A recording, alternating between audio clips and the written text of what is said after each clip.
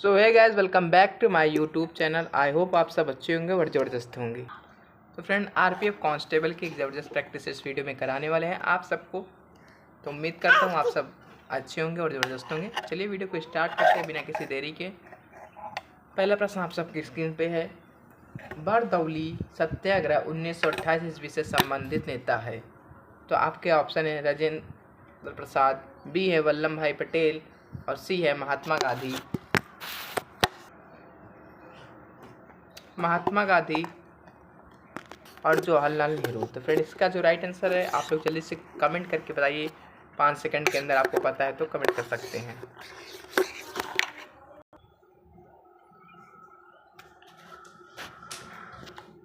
Friend, इसका जो right answer है वो है ऑप्शन नंबर बी, वल्लभ भाई पटेल ने।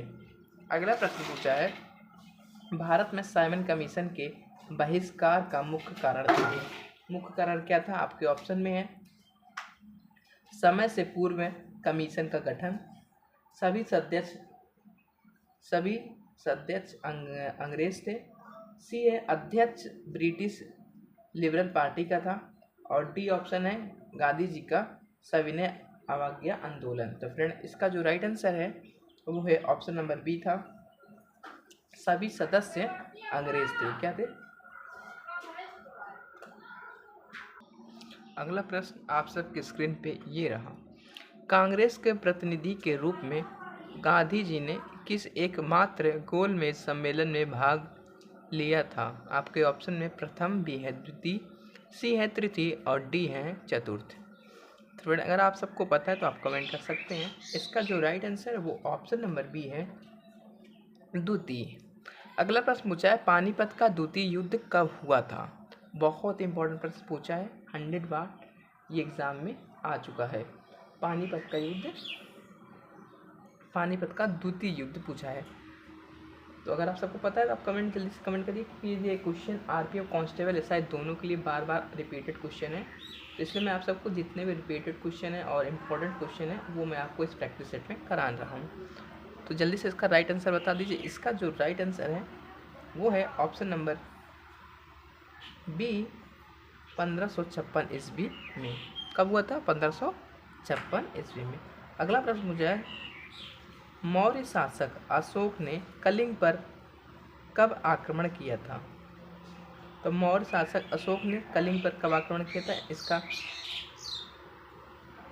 इसका राइट आंसर जल्दी से आप लोग बता दीजिए।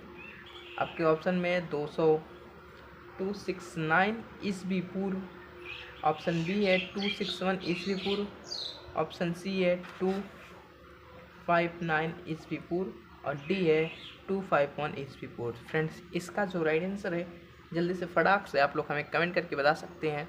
नहीं पता तो मैं आपको बताते हैं। इसका जो राइट आंसर है वो ऑप्शन नंबर बी है। अगला प्रश्न पूछा है, एलोरा के कैलाश मंदिर का निर्माण किसने करवाया था? तो किसने करवाया था जल्दी से आप लोग कमेंट करके बता दीजिए। आपके ऑप्शन में है कृष्ण प्रथम और बी है इंद्र प्रथम और सी है इंद्र तिथि और डी है कृष्ण तिथि। जल्दी से आप लोग कमेंट करके बता दीजिए। इसके जो राइट आंसर है वो है ऑप्शन नंबर ए, कृष्ण प्रथम। अगले प्रश्न में चलते हैं। अगला प्रश्न आप सबकी स्क्रीन पे ये रहा।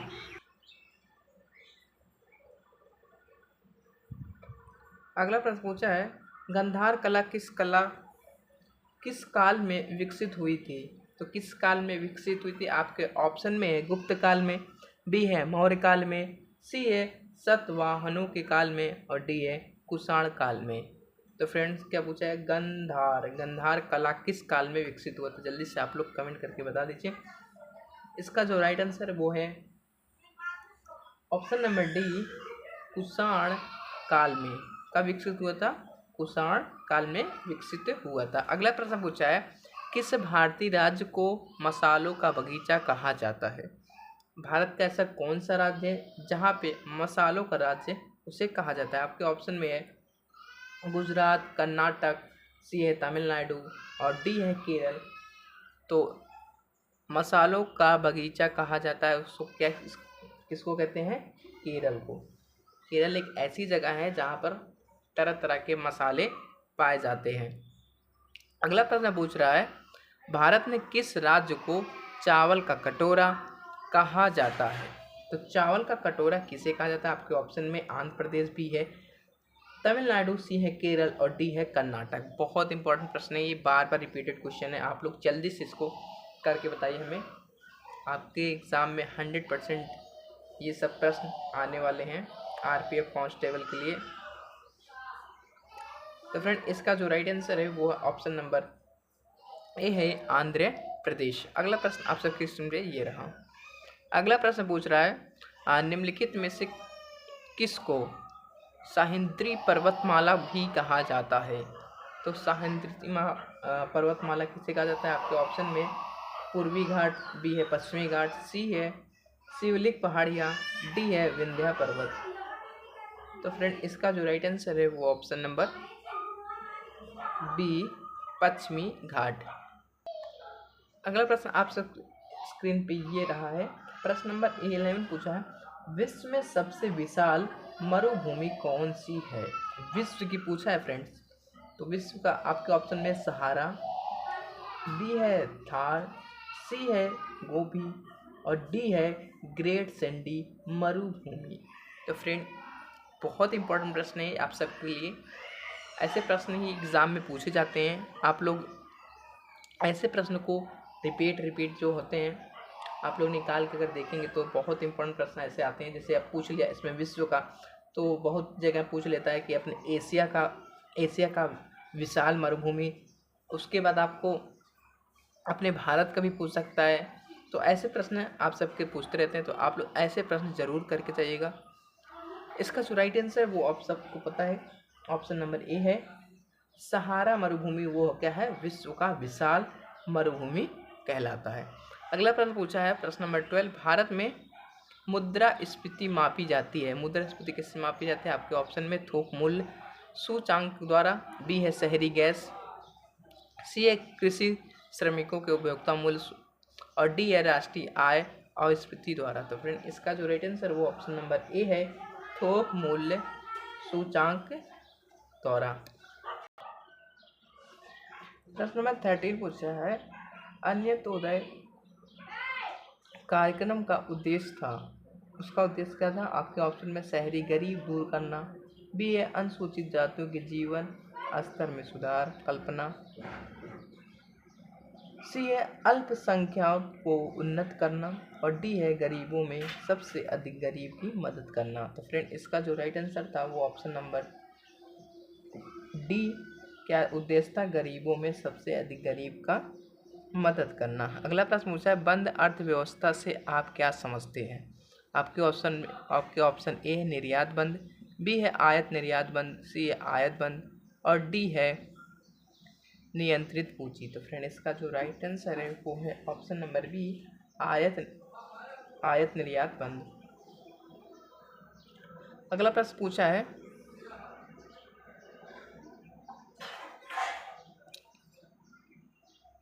भारतीय संविधान 15 पूछा है, भारतीय संविधान के 73वें संशोधन का संबंध है। तो 73वां संशोधन संबंध किससे है? आपके ऑप्शन में नगर पालिका से, बी है पंचायती राज से और सी है केंद्र राज संबंध से और डी है काम के अधिकार से। तो फ्रेंड इसका जो राइट आंसर है वो ऑप्शन नंबर बी है, पंचायती राज से। अगला प्रश्न पूछा है, संग्राम रूप से भारतीय संविधान लागू हुआ था। तो संग्राम रूप से भारतीय संविधान कब लागू हुआ था? आपके ऑप्शन ए है राइट आंसर 26 जनवरी 1950 को। कब हुआ था? 26 जनवरी 1950 को। अगला प्रश्न पूछा, प्रश्न नंबर 17 है जो मोस्ट इम्पॉर्टेंट है, 100% क्वेश्चन आने वाला है। भारत का प्रधानमंत्री बनने के लिए अपेक्षित न्यूनतम आय कितनी होती है?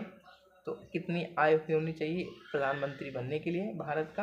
आपके ऑप्शन में है 18, बी 21, सी 25 और डी 35। फ्रेंड इसका जो राइट आंसर वो ऑप्शन नंबर है 25 वर्ष। कितना होना चाहिए आपको आयु? 25 वर्ष। अगला प्रश्न आप सबकी स्क्रीन पे ये रहा। अगला प्रश्न पूछा है, उपन्यास देवदास का लेखक कौन है? आपके ऑप्शन में रविन्द्रनाथ टैगोर, बी ए बंकिम चंद्र, और सी है शरत चंद्र और डी है मुंशी प्रेमचंद। तो वो उपन्यास देवदास के लेखक कौन थे? वो हैं शरत चंद्र चट्टोपाध्याय। तो फ्रेंड इसका right answer option number C. अगला प्रश्न पूछा है, हाइड्रोजन बम आधारित है, हाइड्रोजन बम जो बनता है वो किस पे आधारित है? आपके ऑप्शन में नाभिकीय और बी है नाभिकीय विखंडन पर, सी है रेडियो एक्टिव विघट पर, डी है उपयुक्त सभी निम्नलिखित। फ्रेंड इसका जो राइट आंसर वो ऑप्शन नंबर ए है नाभिकीय संयन पर। अगला प्रश्न पूछ रहा है, पौधों और जंतुओं के बीच का योजक कड़ी के रूप में जाना जाता है। तो फ्रेंड इसका जो राइट आंसर है आपके स्क्रीन पे लग चुका है, आप लोग जल्दी से बता दीजिए। आपके ऑप्शन है अमीबा, बी यूगिला, यू यूगलिना और सी है प्लाज्मोडेम और डी है पैरामीशियम। तो फ्रेंड इसका जो राइट आंसर वो ऑप्शन नंबर बी है यूगलिना। तो फ्रेंड आप आज के लिए इतना ही। आई होप आप सबको वीडियो पसंद आए तो वीडियो को लाइक कर दें, चैनल सब्सक्राइब करते। मिलते हैं फिर नेक्स्ट वीडियो में, तब तक के लिए बाय, जय हिंद।